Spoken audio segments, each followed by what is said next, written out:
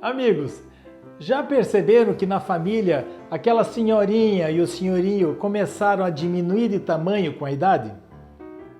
Sou o Dr. Marco Antônio Chueda e hoje nós vamos falar sobre osteoporose.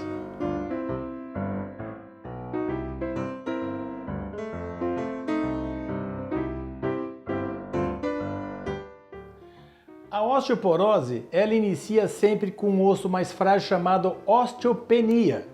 E você, com a osteoporose, vai ter na sequência as fraturas.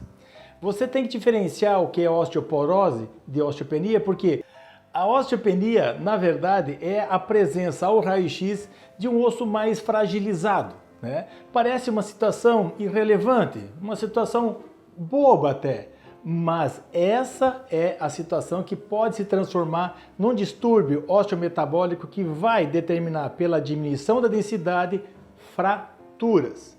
Ocorre que a partir dos 50 anos, nas meninas, nas mulheres, 36 a 52% das moças, né, metade, apresentam fraturas, em que nos homens essa porcentagem chega até 30%. Você tem as fraturas de coluna, de quadril e de punho como sendo as mais frequentes e as mais importantes. E você tem como consequência dessas fraturas, nas vértebras, aquela situação em que você tem uma compressão abdominal, uma cifose torácica, aquele pacientinho, aquela senhora que vem com um pouquinho mais de arqueamento, a diminuição da altura, que é muito comum vocês visualizarem ela na família de vocês com a idade chegando. Nas fraturas do quadril, você tem aí sim uma perda de autonomia e você tem a dependência aí de andadores, cadeiras de rodas e cuidadores. Fatores de risco para a osteoporose. Você tem principalmente a idade. Quanto mais ela avança, maior chance de você ter uma fragilidade óssea e fraturas. Questões genéticas, questões ambientais. Você tendo características específicas de doenças crônicas diminuindo a densidade óssea. E a cada década de vida você tem um risco de 1,4 a 1,8 vezes maior de sofrer essas fraturas. Genéticos.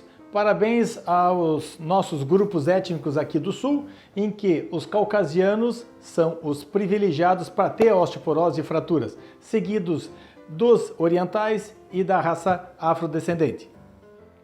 E como vocês sabem, o sexo feminino é o mais privilegiado em ter osteoporose pela situação hormonal.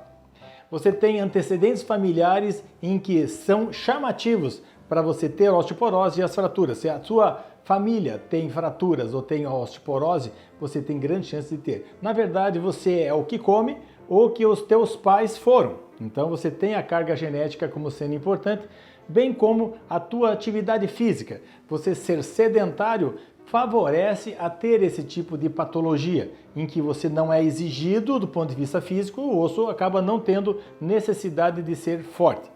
A nutrição é importante, é o que eu falei para você, você depende do que você come. Então a questão dos alimentos ricos em cálcio é importante.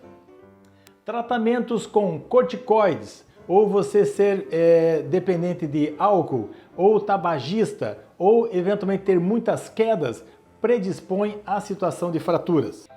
Na classificação da osteoporose, você pode ter elas primárias ou secundárias. As primárias são aquelas em que você tem indivíduos pós-menopáusicos, que são as mulheres, em que existiu uma perda trabecular do osso, com fraturas nas vértebras, determinando uma diminuição da altura e relacionadas com a questão hormonal.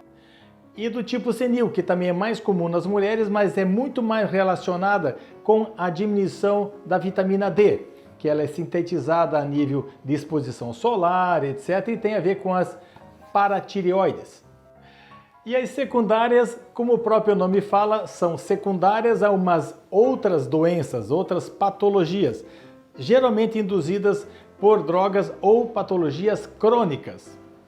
A osteopenia pode ser localizada, em que você tem aí sim, induzida por situações neurológicas, mas algo distrofias, em que você tem um membro todo acometido e o osso acaba sendo prejudicado, perdendo a sua integridade por falta de função.